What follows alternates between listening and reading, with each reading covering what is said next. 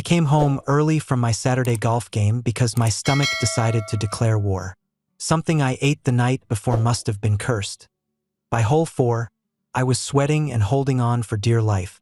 I didn't even tell the guys I was leaving. Just muttered something about the heat and drove straight back, clenching the steering wheel tighter than I should have. By the time I pulled into the driveway, the cramps were bad. But what hit me next had nothing to do with food poisoning. The sliding patio door was cracked open, just enough to let the breeze in. I heard laughter, the clink of mimosa glasses, and the low hum of conversation. Diana and her friends were out by the pool, lounging like they were filming a commercial for Betrayal. I stayed just inside, behind the curtain, hands on my knees, trying to breathe through another stomach twist. And then I heard it. "I'm sorry, Beeks, but that's all I think about. I've imagined it 100 ways. The way he'll feel inside me, I can't stop." That was Diana, my wife, talking like a giddy teenager at a sleepover. BX Rebecca answered, her voice low and sharp. "Diana, are you listening to yourself? This isn't fantasy anymore. This is your marriage." "Please," Steph chimed in, slurring a little. "It's just sex. Jackson will never find out unless you act like Candace." Laughter. "I'm not stupid like her," Diana snapped. "I'm discreet. I can handle it. I deserve something bigger. Bigger." I stood there, numb. Every syllable hit like a hammer to the chest. This wasn't a maybe or a misunderstanding. It wasn't a text taken out of context or a questionable late night. It was premeditated, planned. She was going to cheat. My wife, with a guy she thought would give her more excitement. BX tried again. "You're going to regret this. Jackson's a good man. He doesn't deserve this." No one else objected. Not a word. They just kept sipping and chuckling. Women in bathing suits discussing betrayal like it was a brunch menu. That's when something inside me shifted. I walked outside, calm and slow. The sun hit me hard, but it was nothing compared to the fire in my chest. Diana didn't see me until I was 3 steps away. Then the smile slid off her face like melting plastic. "Jackson?" she started, sitting up, wrapping a towel around her waist like modesty mattered now. I didn't shout. I didn't scream. I just held out my hand. "Give me your rings." Her jaw dropped. "What?" "The wedding band and the engagement ring I worked 2 years of overtime to pay for. Take them off. Now." She hesitated, looking to her friends for help. None came, not even BX. They knew this moment wasn't theirs to touch. When Diana didn't move fast enough, I stepped forward and took her hand. I slid the rings off her fingers myself. Clean, smooth, no struggle, just the truth. Then I turned and flung them across the lawn. They hit the pavement and bounced into the street. Car honked. I didn't look. "Jackson, please," she gasped, finally standing. "You're overreacting." I raised my hand, palm out. "You already made your choice. I'm just making mine." Her mouth moved, but no sound came. Steph gawked. Cheryl looked like she might puke. BX stayed still, eyes locked on me. Not afraid, not ashamed, just sad. I turned to Diana one last time. "You think I'd keep a woman who laughs about cheating while I'm out earning for this house? You're out. Pack a bag and leave. Don't come back." "But this is my home." "No, it was our home. And you threw it away for something bigger." I walked back inside without waiting for a reply. Behind me, I heard someone crying. I didn't check who. Upstairs. I grabbed the spare key I'd hidden in the garage and changed the locks. Took me an hour, still doubled over with stomach pain. But I did it anyway. Some things you don't wait on. By nightfall, her car was gone. A trash bag of her clothes sat by the gate. I poured myself a bourbon, sat by the same sliding door, and stared at the quiet pool. The house didn't feel empty. It felt clean. This was the beginning, not of heartbreak, of freedom. Diana never thought the silence would be this loud. The hotel room was dim, the curtains drawn tight against the morning sun that dared to expose how wrong everything had gone. She sat on the edge of the bed, still in the tight black dress she'd picked for this moment. The one Candace swore would drive him wild. Her heels were somewhere across the room, one lying on its side like a discarded illusion. Tyler, the man she chased this whole time, lay sprawled out across the king bed, already snoring. His cologne clung to the air like smoke. Cheap, overpowering, and nothing like she remembered. She thought this would feel like power, like freedom, like she was finally taking back some excitement in her life. But all she felt was small. He hadn't called her beautiful. He hadn't kissed her slowly. He hadn't even asked her how she was. They'd met at the bar in the hotel lobby. He bought her a drink, complimented her legs, and asked if she had a room. That was it. No build-up, no fantasy, just a transaction. The sex had been rough, fast, mechanical. It wasn't lovemaking. It wasn't even good. It was a cold confirmation. She had thrown away her marriage for a man who saw her as a married notch on his belt, something taboo to brag about. And now, he was snoring like a hog, one leg kicked out, blanket bunched at his hip. She stared at him, hoping something would shift. Maybe tenderness, maybe guilt. Instead, he scratched his stomach and rolled over. Diana stood, gathered her things in silence, and slipped into the bathroom. The mirror was merciless. Her makeup was smudged. Her lipstick bled around her mouth. Her eyes, once defiant in the sun by the pool, now looked bruised and wet. She tried to fix herself, but there was no fixing what had broken. Her phone buzzed. One message. BX. I hope it was worth it. She locked the screen. Miles away, Jackson sat across from his son Ethan at a quiet diner, the kind with cracked red booths and black coffee that never ran dry. Ethan stirred his eggs with a distracted fork. So, Mom's really gone. Jackson nodded, calm. She made a choice. Ethan exhaled. I don't know whether to be mad or relieved. Both are fine, Jackson said, his voice steady. But we're not going to dwell on her. You and I, we move forward. Ethan looked at him differently now, less like a boy looking for approval, more like a man trying to understand strength. I never saw this coming, he said. I did, Jackson replied quietly. Just didn't want to believe it. Ethan put down his fork. You okay? Jackson thought about the rings in the street, the way Diana's face changed when he pulled them off, the way BX looked at him, not with pity, but with truth. I will be. They ate in silence for a while, but it wasn't uncomfortable. It was the kind of quiet that rebuilds something piece by piece. Back in the hotel, Diana zipped up her bag. Tyler didn't stir. Not once. She stepped into the hallway, her heels clicking on the worn carpet, and realized the worst part wasn't that Jackson had kicked her out. It was that he hadn't come looking. He hadn't begged, hadn't called, hadn't sent a single text. She didn't just lose him. He let her go. And somehow that hurt more than anything Tyler could ever offer. The knock came just after 8 p.m., 3 solid thumps followed by hesitation. I didn't check the peephole. I already knew. I opened the door slowly, not because I was unsure, but because I wanted her to feel the pause. Diana stood there in a wrinkled blouse, hair pulled back like she was trying to look respectable, normal. Like this wasn't a woman who'd stood in my backyard and casually talked about screwing someone else for something bigger. Her makeup was soft, the kind she used to wear when she still cared about being my wife, not just someone passing through the same kitchen. But even with all the effort, I saw it, the desperation tucked just behind her eyes. Jackson, she said, her voice catching like a bad radio signal. Can we talk? I didn't answer, just stepped aside and let her in. Not out of kindness, out of clarity. This was her one moment to see the door close. She walked in slowly, like the floor might judge her. I crossed my arms and stayed near the entryway. I made a mistake, she started. A huge one. I waited. I didn't sleep with him again. It wasn't what I thought it would be. She glanced around the room like looking at old furniture might resurrect our life. I was stupid. You were selfish, I corrected. You weren't confused. You weren't broken. You knew what you were doing. Her face twisted.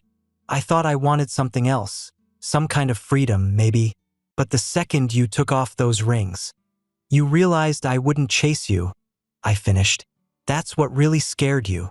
She nodded, tears coming now. Yes, I didn't think you'd let me go like that. That's your problem, Diana. You always assumed I'd keep putting you first, no matter how far you drifted. I'm here now. You're late. Silence filled the space between us. Not the kind that invites comfort. The kind that confirms an ending. I want to come home, she said, stepping closer. Please, I'll do therapy. I'll cut off the girls. I'll do anything. I miss you. I miss our family. I don't want to throw it away. I took a deep breath and pointed to a folder on the kitchen counter. Those are resources. Housing assistance, job support, a lawyer I know who does fair mediations. You'll find a place. You'll figure things out. She blinked. You're serious. Dead serious. You're divorcing me? I started filing 3 days ago. You'll be served soon. But, Jackson, we were good. We had years. We had years where I was loyal, where I brought you coffee every Sunday, where I fixed the sink at midnight and sat through dinner with your judgmental mother. Years where I showed up, even when you didn't. She sat down, crumbling onto the couch like a marionette whose strings got cut. I didn't think you had it in you. I leaned against the wall, calm and steady.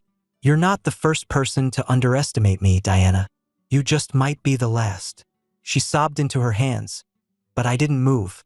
I didn't comfort her. That was someone else's job now.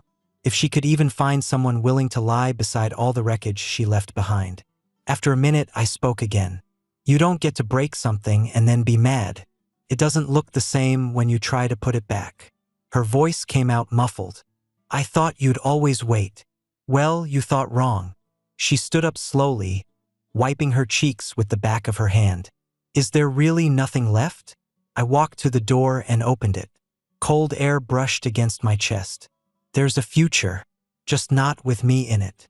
She looked at me one more time, like she might find the man who used to wait up for her, used to believe in her. But I wasn't there anymore. She stepped outside without another word. I closed the door behind her, locked it, turned off the porch light, and sat back down at my table alone. Not lonely, just free. I never expected to be sitting across from one of Diana's friends and enjoying myself, let alone laughing. But there I was, 2 weeks after tossing my marriage into the street with her rings, sharing lunch with Rebecca at the Rusty Fork, the kind of no-frills spot where the waitress calls you Han, and the grilled cheese actually has a soul. She stirred her iced tea like she was thinking too hard, then looked up at me. Are you doing okay? I nodded. Better than I should be. Worse than I want to be. That made her smile. Not a pity smile either. Real. Honest. I meant what I said, you know, she added. That day by the pool, I tried to talk her out of it. Tried to make them all see how cruel they were being. I know. You were the only one who didn't sound drunk on the fantasy. She looked down. Yeah, well, I've been having a fantasy, and I've been warned. Both end the same if you're not careful. That stuck with me. Rebecca BX always had a grounded way of talking. While Diana and her crew floated on the surface, she'd always had her feet in the dirt, eyes open. Our lunch turned into 2 hours. Then it became a habit. Thursdays, mostly. Sometimes Fridays, depending on the kids' schedules. We never called them dates, but after the 3rd time I caught myself changing shirts before I left, I stopped pretending. She had 2 boys, Sammy and Eli. Good kids. Rowdy but respectful. They didn't need a new dad. But they didn't flinch when I showed up with gloves for the batting cages either. That afternoon, watching Rebecca pitch softballs to Eli while Sammy climbed the fence beside us, something shifted. She handed me the bat. Your turn. I took it, stepped into the cage, and cracked a few solid hits. Not my best, but enough to impress 2 10-year-olds. I looked over, expecting Rebecca to be cheering. Instead, she was watching me differently, like she hadn't realized something until just then. When the boys ran off to buy Gatorades, we sat on the metal bench behind the backstop, our shoulders brushing. I always wondered what it'd be like, she said. What's that? Being with someone who doesn't need attention. Just give it. I didn't respond. Not right away, because there it was, that moment. That subtle shift from recovery to something more. "You've been a hell of a lot more than a lunch buddy," I said. "I know." And then it happened. No fanfare. No dramatic music. Just her hand on mine and the kind of kiss that didn't ask questions. It just knew the answers. It was gentle, firm, real. When we pulled apart, she smiled like it wasn't a surprise at all. "Jackson Hayes," she whispered. "I'm glad you didn't wait around for someone who didn't see you." "Rebecca," I said, brushing a strand of hair from her face. "I'm glad you spoke up when everyone else stayed quiet. We didn't call it anything that day. But I knew. That kiss wasn't the start of a rebound. It was the start of something earned. The wine was cheap, the cheese was plastic, and the company was worse than both." Rebecca hadn't wanted to come to Diana's housewarming. She'd said as much to Jackson that morning, her fingers nervously twisting around her coffee mug. But he'd looked her in the eye and said, "You've got nothing to hide, and nothing to fear." So she went. Diana's new townhouse was smaller, louder, and far more desperate than the home she used to share with Jackson. The decor screamed influencer starter kit, white furniture, pink neon sign above the bar cart, fake eucalyptus vines stapled to the wall, and beneath it all, the stink of denial. The same women who'd laughed at betrayal by the pool were there now, tipsy and extra mean. Candace had already made 3 passive-aggressive jabs about Rebecca's new boyfriend. Cheryl made a snide comment about shopping in another woman's garage. The old pack was out in full force and they were circling, but Rebecca didn't flinch. She sat at the edge of the couch, wine in hand, smiling tight. She had learned long ago how to read women like these. Pretty on the surface, poison underneath. It didn't take long. Diana, 3 glasses in, finally snapped. "You think you're better than us now, Beaks?" Rebecca tilted her head. "No, just better than the version of me who used to sit here and stay quiet." "You stole my husband," Diana slurred, voice rising. "You were supposed to be my friend." "I warned you," Rebecca said, setting her glass down. "By the pool. You looked me in the eye and said you were going to sleep with another man, and I begged you not to. I told you Jackson was good. I told you to stop, and you laughed." The room went quiet. Rebecca stood slowly, every inch of her body calm, deliberate. "You didn't lose Jackson to me. You lost him to your own choices. I didn't steal anything. You gave him away." Candace rolled her eyes. "Oh, please, don't act like a saint." "I'm not," Rebecca cut in, her voice sharp now. "I'm just the only one in this room who remembers what loyalty looks like." She looked around, locking eyes with each woman. "You all encouraged her. You fed her delusions. You cheered her on while she ripped her family apart. And now you're upset that someone else picked up what she dropped." Cheryl crossed her arms. "Men leave too, you know." Rebecca nodded. "Yes, but Jackson didn't. He was there until the second Diana made him irrelevant. And I was there too. I saw it. I said something. None of you did." The silence stretched. Rebecca's voice softened but didn't lose its edge. "You think I planned this? That I waited in the wings like some homewrecker? No. I saw a good man broken, and I stood by him. Something none of you were willing to do." Diana's lip trembled, mascara already running. "You don't love him like I did. I love him better."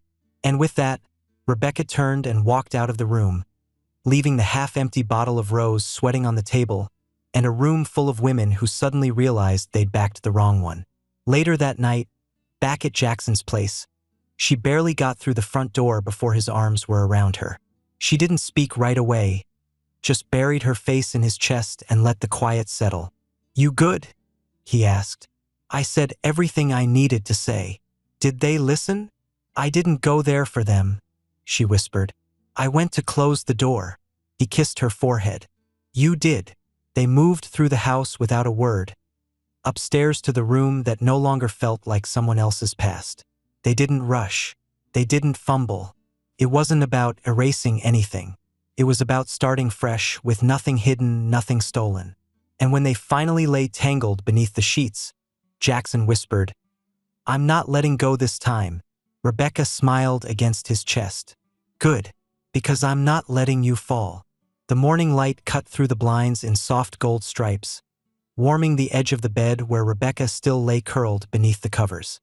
Her hair was a mess, her makeup smudged from the night before, and she was easily the most beautiful thing I'd seen in years. There was peace in the room. Real peace. The kind I forgot existed. No tension. No games.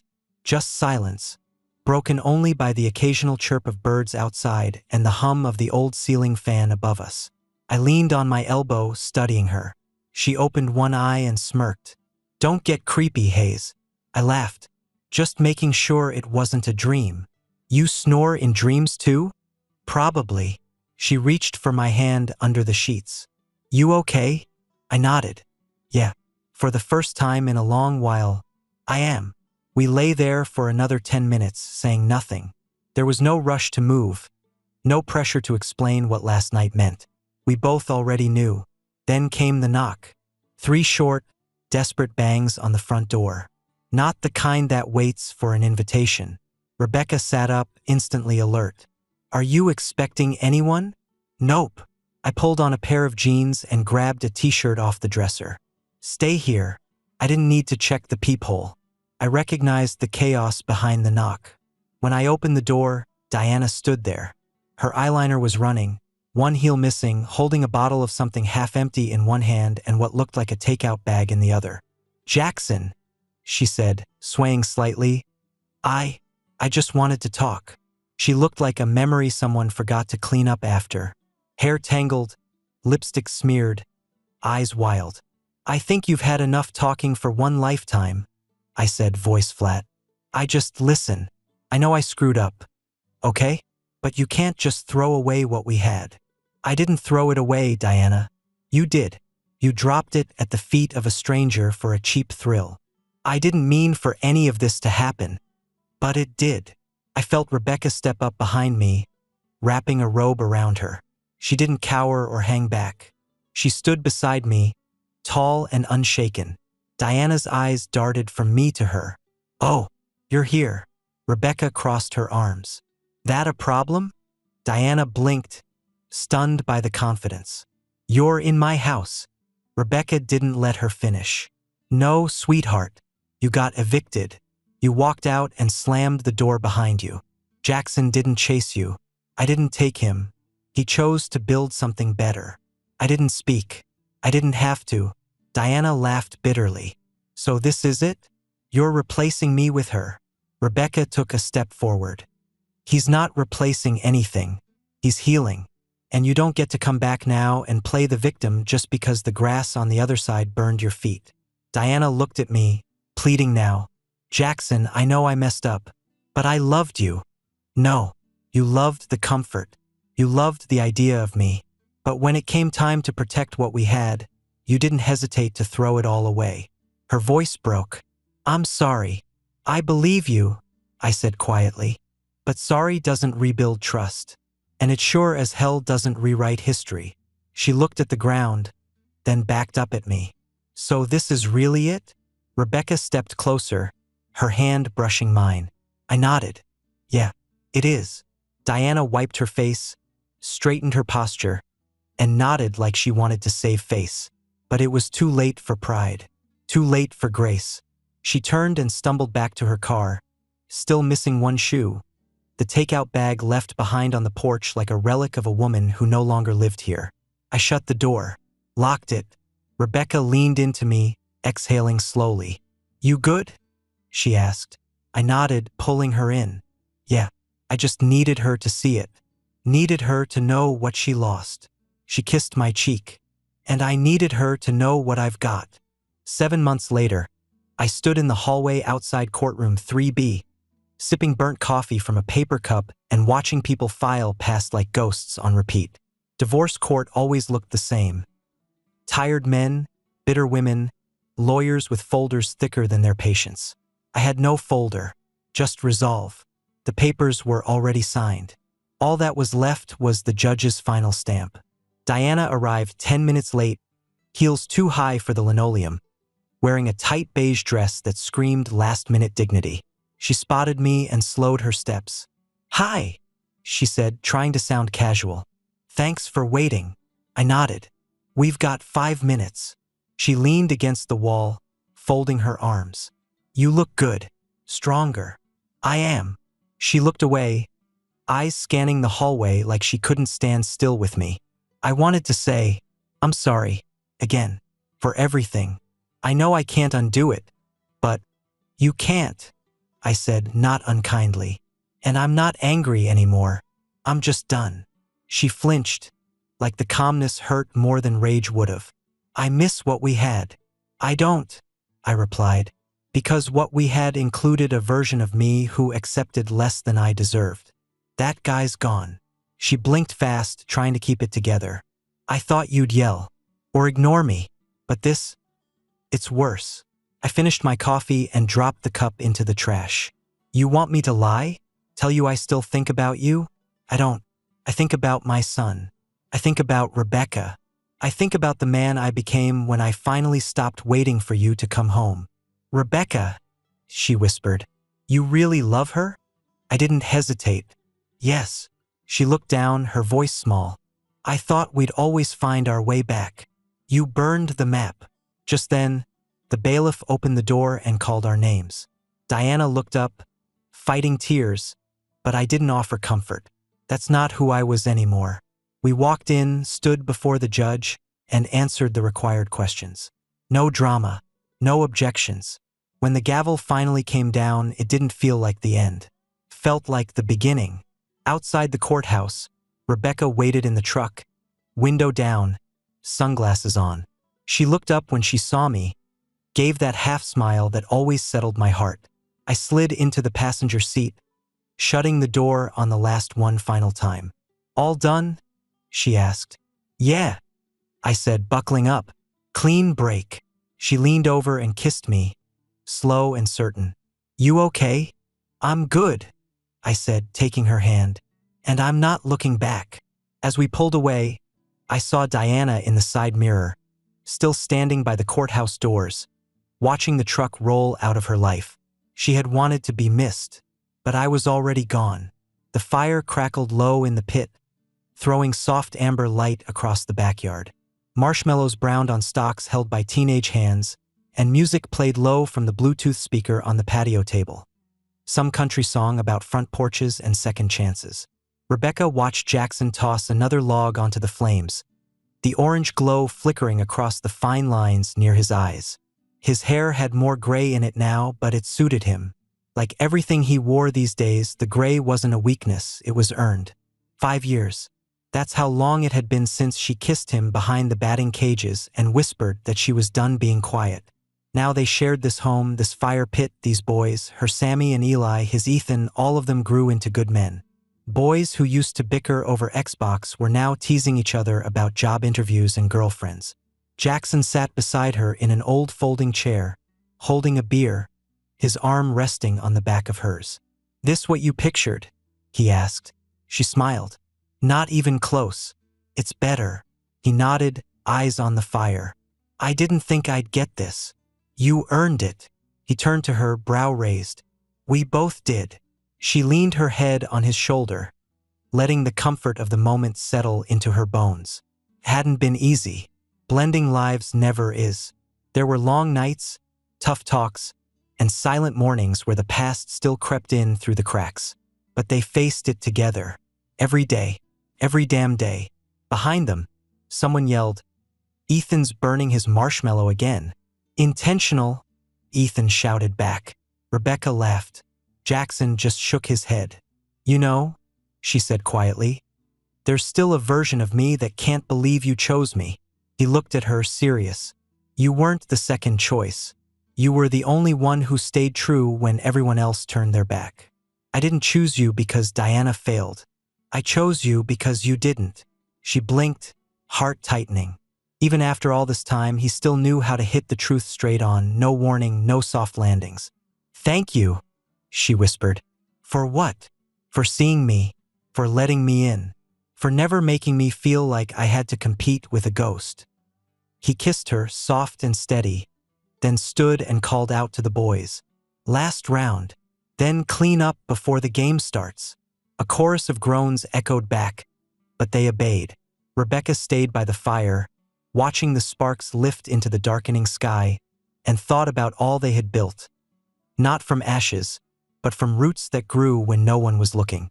Later that night, when the dishes were done and the boys had gone to their rooms, Jackson found her sitting in the driveway, barefoot, shooting hoops at the side net. She took a shot, missed. He grabbed the rebound and passed it back. "Rematch. Always," she said, grinning.